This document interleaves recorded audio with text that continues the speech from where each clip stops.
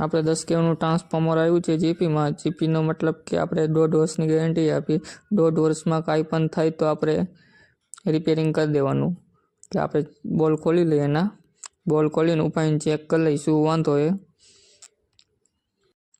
આપણે ટ્રાન્સફોર્મર જીપીમાં આવે તે પહેલાં આપણે ટેસ્ટિંગ કરી લઈએ કે વાંધો છે કે નહીં.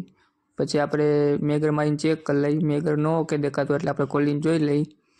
આરટીસી આપણે ઉપાડ્યું, એના કનેક્શન ડેલ્ટા આવે, શું વાંધો એ ચેક કરી લઈએ આપણે.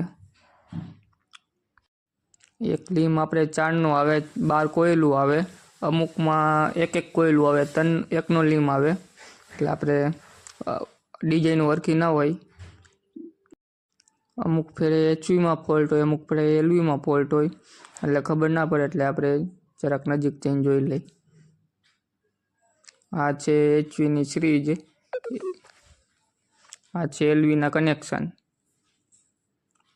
એલવીના કનેક્શન બાજુ તો કાંઈ વાંધો નથી.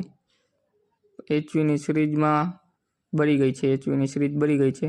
એટલે આપણે એચવીની સિરીજ નવી મારી દઈ, ઓકે થઈ જાય એટલે.